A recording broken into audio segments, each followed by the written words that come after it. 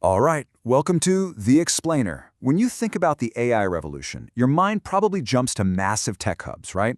Well, what if I told you the next big leap is happening somewhere else entirely? Today, we're diving into a fascinating story about how AI is being built differently in India. And trust me, it's not starting where you'd expect.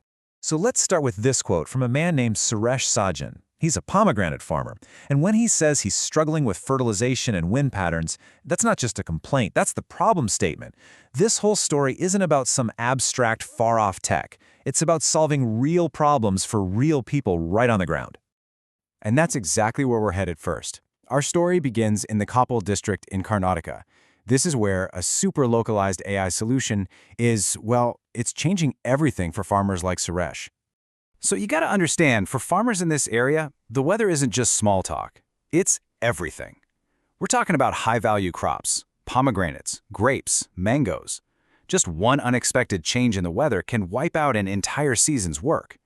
It's this constant uncertainty that makes their job incredibly difficult.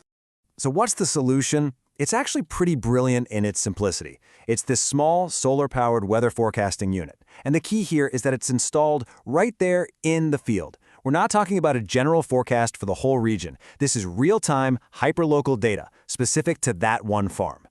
And look at the kind of data this thing collects. It's not just temperature. We're talking humidity, soil moisture, wind speed, even the moisture on the leaves. All of this gets sent right to the farmer's phone. So instead of just guessing, they know exactly when to water, when to fertilize, and they even get warnings about pests. It's basically turning farming from an art based on guesswork into a precision science. Okay, so this sounds amazing, right? But what's the catch? Well, there's the cost.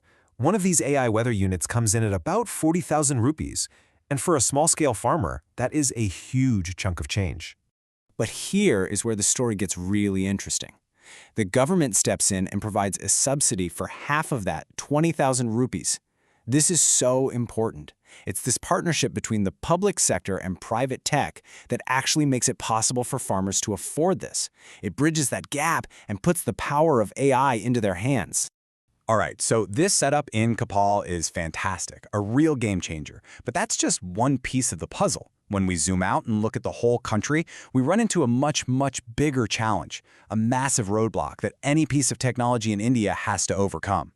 And it comes down to this really simple question. What good is an app on your phone if you can't read what it says? All that amazing data we just talked about is completely useless if it doesn't speak your language. So how on earth do you build tech for a country with this much linguistic diversity? I mean, just look at this. We're not talking about 2 or 3 languages here. India has 22 officially scheduled languages, and on top of that, hundreds, literally hundreds of dialects. It's a beautiful, complex tapestry. But for a tech developer, it means a one-size-fits-all solution is dead on arrival. It just won't work. And this language gap has created a pretty shocking reality. Get this. Less than 5% of all digital content online is available in any Indian language. That's created a massive digital divide, cutting off millions of people from, everything. Education, healthcare information, online services. It's a huge barrier. So, the big question is, how do you fix that? How do you build a bridge across that divide? Well, India's answer is a huge, ambitious national project called the Bhashini Mission. So what is Bhashini? The best way to think about it is like a piece of digital public infrastructure. You know how Aadhaar created a universal system for digital identity and how UPI created a universal system for payments? Well, Bhashini is doing the exact same thing, but for language. It's creating a foundational layer that makes AI and other digital services accessible in any Indian language. And this is a peek under the hood. Bhashini isn't just one app you download. No, it's a whole ecosystem. It's giving developers everything they need: open access datasets, pre-built AI models, all sorts of tools and services. The whole point is to make it incredibly easy for anyone to build technology that works in multiple Indian languages. And the mission here goes way beyond just simple translation. The goals are huge. We're talking about creating voice-first interfaces, which is a game changer for people who might not be able to read or write. It's about building specialized AI for critical sectors like agriculture and healthcare. It's even about creating new jobs and, get this, helping to preserve tribal and endangered languages. It's a really holistic vision. Okay, so you have this amazing public platform in Bhashini. But a platform is just a foundation, right? You need people to actually build on top of it. And that's exactly what's happening. It sparked the rise of incredible innovators and startups who are building a new kind of Desi AI. And as a perfect example, take a look at the journey of a company called Wala.ai. Just check out this timeline. They were founded in August of 2023, and by February 2026, they're already launching their own foundational models. That is lightning fast. It really shows you how this public infrastructure is acting like a launch pad, fueling insane speed in the whole ecosystem. And we're not talking about small, niche tools here. These guys are building the big stuff, massive, foundational AI models. I mean, look at these numbers. A 105 billion parameter model. That's a seriously powerful engine. And the most important part is that it was designed from the ground up with Indian languages and cultural contexts baked right in. And this is where the whole story really comes full circle.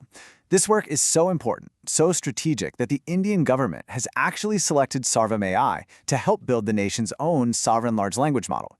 It's this perfect feedback loop, right? Public infrastructure sparks private innovation, and that private innovation then turns around and strengthens the entire nation's digital future. So, okay, that's a lot of high-level talk about models and infrastructure. But what does this actually look like in the real world? How does this technology show up in products that you or I could actually use? Well, here are two great examples. On one side, you have the Indus app. It's a super powerful chatbot you can get right now, built on that massive model we just saw. And on the other side, you have something that feels like it's straight out of a movie, the Sarvam KZ glasses. These are wearable AI glasses that can listen, understand, and talk back in more than 10 Indian languages. Totally different products, but they both spring from that same multilingual foundation. But if you want to talk about real impact at a massive scale, this is it. Sarvam is now working with Aadhaar, that's India's national identity system with over 1 billion people. They're integrating this tech to create multilingual voice interactions for citizen services. Just think about that. This has the potential to help hundreds of millions of people, making government services truly accessible to every single citizen, no matter what language they speak. Which brings us right back to where we started. Remember Suresh, the pomegranate farmer?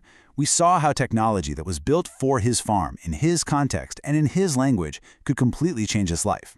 And that really leaves us with one big question to think about. When you build AI this way, from the ground up, with local needs in mind, who's next? Who else gets empowered? Thanks for watching The Explainer. We'll see you for the next one.